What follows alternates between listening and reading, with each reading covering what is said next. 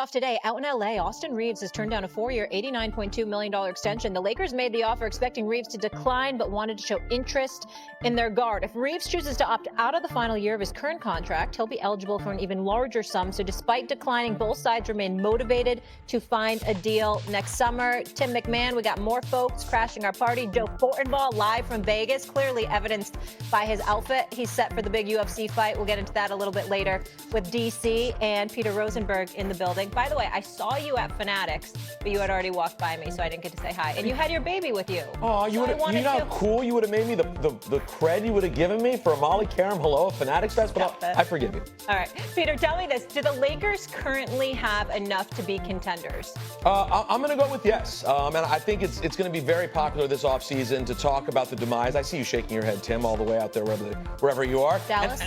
Dallas, exactly. And I'm not surprised to hear it, but I don't have some sort of incredible math that is my reason, Molly. My reason is you have a team that's led by LeBron James and Luka Doncic. And this year, at least, we'll have Austin Reaves. 3 great players up top, including maybe the greatest of all time and maybe the most talented offensive player in the league right now, Luka Doncic. We can all act as if it's impossible that they could get there. But we also just saw the Indiana Pacers take the Oklahoma City Thunder to 7 games. So let's not act as great as OKC is, and they are a great team. They were taken to 7 games 2 times throughout the playoffs, including, did anybody realistically think about the Indiana Pacers challenging and making it to a 7th game for the NBA Finals? So I'm sorry, no, I cannot rule out a LeBron James and Luka Doncic-led Los Angeles Lakers this year. I can't. Tim? Well, I got some math for you. They got bounced in 5 games in the first round by a Timberwolves team that got bounced in 5 games by the Oklahoma City Thunder. So how does that add up to the Lakers are close? Look, Luka Doncic is doing his part. He responded to J.J. Redick's subtle challenge of getting in championship shape. He looks lean right now. That's obviously a huge part. But this roster is not a contender caliber roster.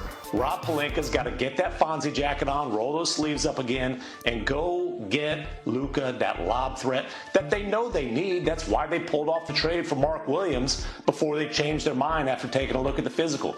If you don't have a legitimate lob threat rim protector, you're not putting Luka and the Lakers in position to make a championship run. I don't know how they do it. I don't know who it is. Go make that move, and then we can have a conversation about whether the Lakers can challenge this OKC squad, much less the Minnesota Timberwolves. Vegas, Joe, need you to be the tiebreaker on this one. So the slickest thing Peter said was when he was pandering to Molly about giving him street cred at Fanatics Fest. Yeah. Everything after that was nice. We go way back since Hot 97 days. But well laid out.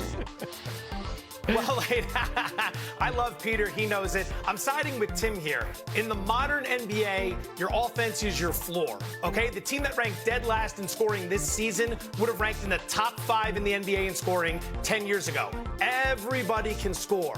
The question is, who can get stops? Over the last 25 years, 22 NBA champions have been top 10 in defensive efficiency. 15 of those 25 champions have been top 5 in defensive efficiency. Oklahoma City, hey, look at that. Number 1 in defensive efficiency. You have to get stops if you want a chance to win in this league. Because late in the playoffs, when a team's legs start to go, and everyone ratchets up the defensive intensity, you watch the shooting percentages fall off a cliff. Look at Oklahoma's shooting in the finals versus where they were in the regular season. Guys are D'ing up. You're going to have off nights. You need multiple paths to victory if you're going to win 4 and 7, and some nights that's going to include just big defensive efforts. The Lakers don't have that. Luka doesn't play D. Austin Reaves doesn't play D, which means 40% of the 5 guys on the floor aren't going to help you get stops, and ultimately that will be the Lakers' demise as currently constructed. Peter, you want to defend yourself? Well, listen, these are 2 very valid arguments, and I'm not going to refute that defense in this version of the NBA is a major key, and it'll be tough for the Lakers. I'll also say this, though. It's year 2 of J.J. Redick. Mm-hmm. It will be truly year 1 of J.J. Redick and Luka Doncic. We'll see what kind of shape he's able to get into. We know he's not going to become, Gary Payton overnight. I'm not expecting a Defensive Player of the Year award for Luka Doncic, but we will see what they're capable of. But I just refuse to, in this moment, and we all exist as prisoners of the moment, right now it feels like that was year 1 of an OKC dynasty. Let's talk about that midway through next season. We'll see. Okay. You think that's fair, Tim, to say we're a little premature on OKC dynasty? I mean, everybody was telling me they were too soft to win a championship in the first place. They won one with a bunch of ascending talent. I don't think it'll be the last one they win. I will point this out. Luka Doncic has been part of very good defenses before. He went to the finals last year with the Mavericks. What did they do, though? They went out and drafted a big-time lob threat rim protector in Derek Lively II, and then traded for another one in Daniel Gafford. If you want to maximize Luka, you've got to get that piece. I'm not breaking news to Rob Pelinka. He knows it. He's just got to figure out the path to do it. Joe, I'll give you the final word, then we'll go West Coast, East Coast.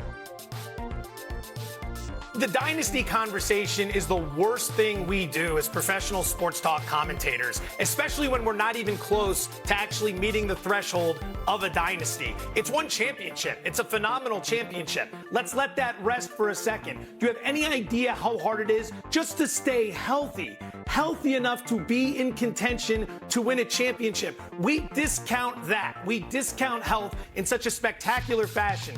2 years ago, the Niners were in the Super Bowl. And then last year, a lot of people loved them to get back to the Super Bowl. They went from being one of the healthiest teams in the NFL to one of the unhealthiest teams in the NFL. That happens year over year. Chet Holmgren missed a bunch of games. Maybe he's healthier this year, but maybe SGA isn't. Everybody's coming for him. So the final word is going to have nothing to do with anything regarding the topic you originally set up. This is a classic Fortin Ball swerve late in the conversation. I love it. And you know what? Dynasty talk. Let's give it at least another season. You know what, Joe? I love the sentiment right there, and I love what you just said in appreciating the moment, the championship, letting it breathe a little bit. I do this program called First Take 240 days a year. Oh. So we will be talking about dynasties and looking forward as much as we want. I'm just letting you know. Has a really big decision whether to extend his contract with the Lakers coming up. Now, he can't do that for a month until August 2nd, but that doesn't mean the Lakers don't have to get busy, because they're going to, when they go to Luka with that deal, which they hope to get him to sign for 4 years, he may take a shorter contract. They're going to want to have shown him what they've done to improve this roster, specifically to get him a center. That's one of the things he asked for when he got traded there. It was one of the things they did in Dallas, which really helped supercharge that team. The Lakers have got to get to work on that. Also, LeBron James has a decision to make over the weekend. He has until Sunday to decide on his contract option. It's $53 million. Last year in this same position, he opted out of his contract, offered the Lakers to take a pay cut if they could find a free agent to sign. They didn't. This year, no such offer has been made, and the expectation is that LeBron will opt into this deal and take $53 million and his no-trade clause into next season. And then obviously we have one more thing, which is the Austin Reaves situation. He turned down a 4-year, $90 million contract extension this week. That was expected.